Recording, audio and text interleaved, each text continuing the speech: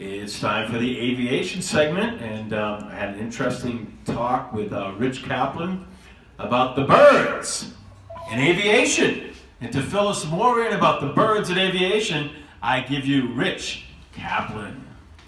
Thank you, Howie. This week we had a bird strike in San Diego, California, involving a United Airlines flight. It was a 737-800 that was bound for Houston, Texas. Flight 1451 departed around 8:30 in the morning, but never made it to Houston on account that a bird struck the windshield of the aircraft.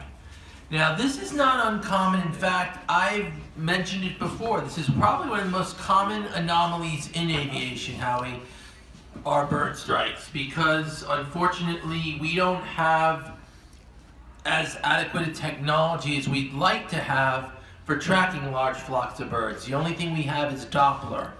Doppler only goes so far. I think the most important piece that we need is we need Congress, we need legislation to get the equipment that these control tower facilities need to track these bird flocks. Because the longer we wait, the more likely it is we're going to see a major catastrophe involving a bird strike. And I have mentioned before that when a bird strikes a jet engine, it can be cataclysmic because you're sucking air in to the engine and you're spitting it out the back. And when you have a bird hit the front of the engine, it causes severe damage to the fan blades.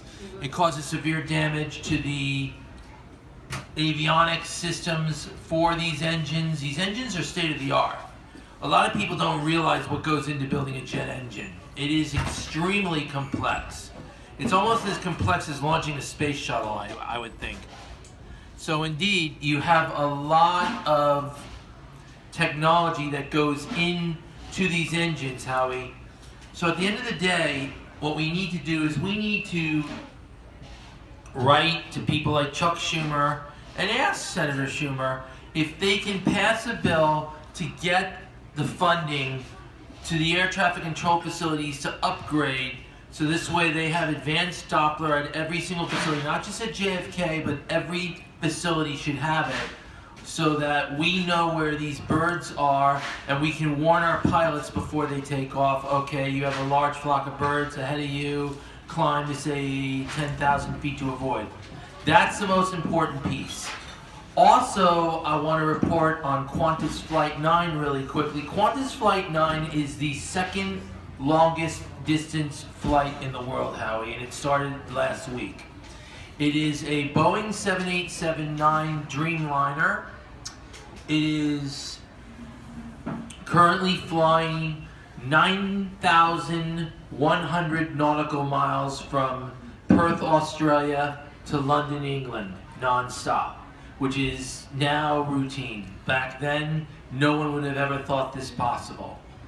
So I end this segment enlightening our viewers by telling them that the future is brighter than it's ever been in aviation, and I'm very proud of Qantas. I'm very proud of the Australian government for doing this, because I believe that we need more ambition in aviation. I don't see why we can't fly New York to Sydney nonstop.